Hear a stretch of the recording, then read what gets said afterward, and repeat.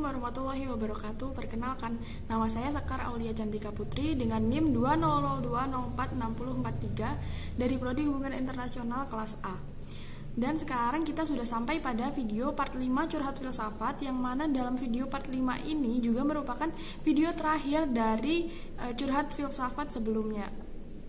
Dan dalam video kali ini saya akan menyampaikan apa saja yang sudah saya dapatkan dari pencarian saya tentang topik kenapa pelajar itu cepat merasa bosan saat mereka belajar. Nah, di dalam video sebelumnya saya itu sudah menjelaskan beberapa sebab yang menyebabkan kenapa pelajar itu merasa cepat bosan saat mereka belajar. Lalu pada video kali ini saya akan menambahkan sedikit lagi tentang beberapa sebab itu.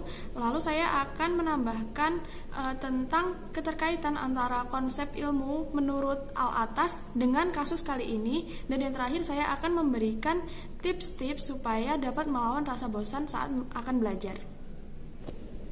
Baiklah, kita langsung mulai saja pada pembahasannya, yaitu yang pertama adalah kenapa manusia itu cenderung merasa mengantuk saat mereka bosan. Nah, ternyata ini itu ada penjelasan ilmiahnya yang diteliti oleh Nature Communication, yang mana mereka menyebutkan bahwa bagian otak yang disebut dengan nucleus accumbens itu memiliki peran sebagai tempat yang menerima informasi yang menyenangkan di dalam otak serta mengatur hormon adenosin yang ada di dalam tubuh, yang mana hormon adenosin ini adalah hormon yang merangsang manusia untuk mengantuk hingga akhirnya tertidur.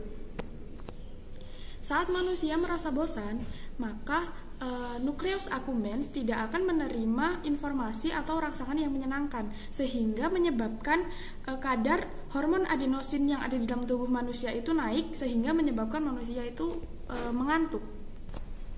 Kemudian rasa kantuk yang dialami oleh pelajar pada saat mereka melakukan jam pembelajaran bisa juga disebabkan oleh dua faktor, yaitu faktor internal dan faktor eksternal.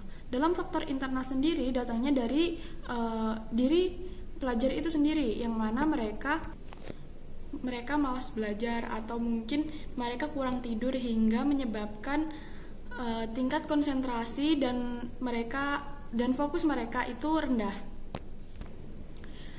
Begadang merupakan sebab yang paling banyak dialami oleh pelajar ketika mereka merasa mengantuk pada saat jam pembelajaran.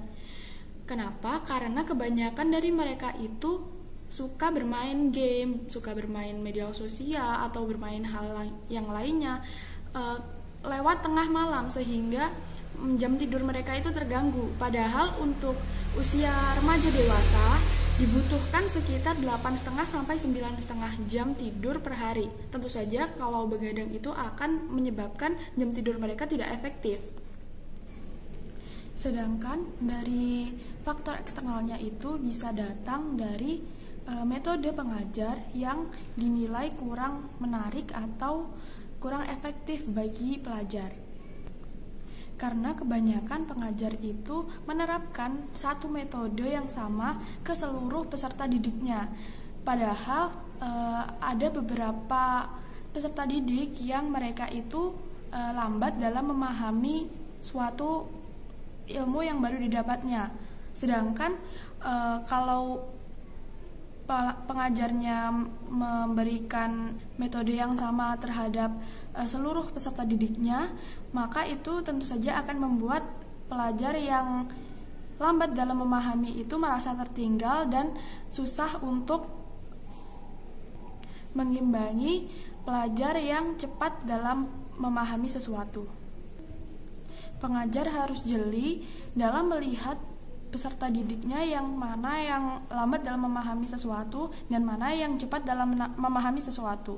Untuk peserta didik yang lambat dalam memahami sesuatu itu seharusnya mereka diberikan pengarahan yang lebih baik daripada peserta didik lainnya dan diberikan perhatian yang lebih agar mereka itu merasa bahwa mereka juga diperhatikan oleh pengajarnya, dan itu pasti akan meningkatkan motivasi belajar mereka sehingga mereka tidak akan malas-malasan lagi meskipun mereka lambat dalam memahami sesuatu.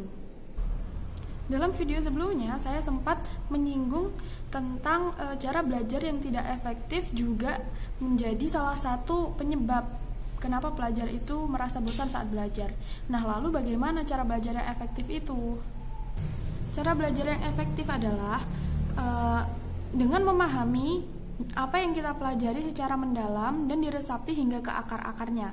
Cara belajar ini itu juga dianjurkan oleh seorang tokoh filsuf terkenal asal Malaysia, yaitu Syed Muhammad Naqib Al-Atas, yang mana beliau juga merupakan seorang guru besar dari International Institute of Islamic Thought and Civilization di Kuala Lumpur. Al-Atas menyebutkan bahwa tujuan dari pendidikan itu bukan hanya untuk tujuan duniawi saja, tetapi juga untuk tujuan spiritual. Yang mana Al-Atas ini menyebutkan bahwa tujuan akhir dari pendidikan itu adalah untuk membentuk manusia yang beradab dan bermoral. Jadi, bukan hanya berilmu dunia saja, tetapi juga beradab dan bermoral. Dengan beradab dan bermoral, manusia akan selalu mengingat fitrahnya dan hakikatnya sebagai manusia. Konsep ilmu menurut Al-Atas ini sangat cocok digunakan untuk pendidikan di Indonesia khususnya, karena agar para pelajar itu dapat meresapi ilmu yang dimilikinya hingga ke seluruh jiwanya. Dan dengan begitu, ilmu yang dimilikinya ini akan lebih bermanfaat bagi banyak orang. Sesuai dengan konsep landasan filsafat sendiri, yaitu landasan aksiologis.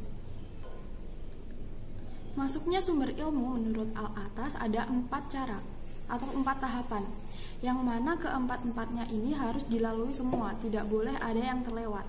Yang pertama yaitu ada indera, lalu ada akal sehat, yang ketiga ada intuisi, dan yang terakhir ada otoritas.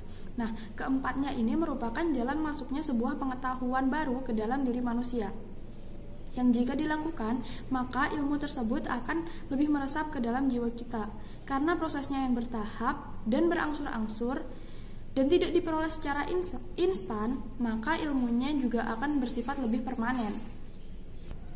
Hal ini juga berkaitan dengan konsep perbedaan antara studying dan learning yang sudah pernah saya bahas pada video sebelumnya. Yang mana baik konsep learning atau konsep masuknya ilmu menurut Al-Atas ini merupakan sama-sama konsep yang dinilai untuk lebih efektif dalam melakukan pembelajaran. Yang terakhir, ada beberapa tips yang bisa dilakukan untuk melawan rasa bosan saat sedang belajar. Yang pertama, ada mengetahui apa manfaat yang akan diperoleh jika belajar dan juga menemukan motivasi untuk belajar. Belajar itu tidak selalu tentang akademik.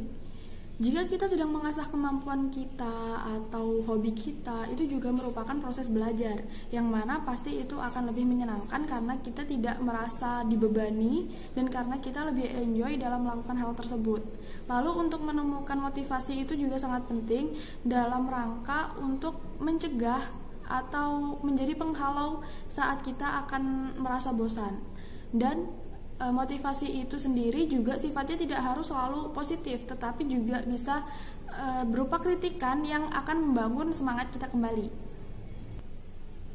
Yang kedua, ada menemukan kondisi yang nyaman saat belajar. Nah, kondisi lingkungan sekitar itu juga sangat mempengaruhi kenyamanan kita saat belajar.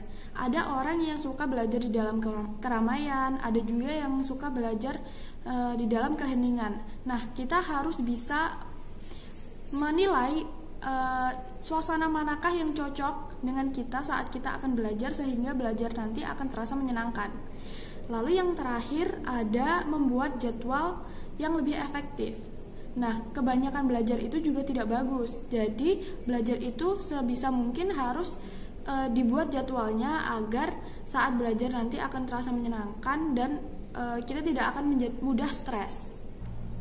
Demikianlah yang dapat saya sampaikan mengenai topik curhat filsafat yang saya bawakan dari part-part sebelumnya. Semoga apa yang saya sampaikan ini bisa bermanfaat bagi banyak orang dan menambah pengetahuan bagi kita semua. Apabila ada kurang lebihnya, saya mohon maaf yang yang sebesar-besarnya. Wassalamualaikum warahmatullahi wabarakatuh.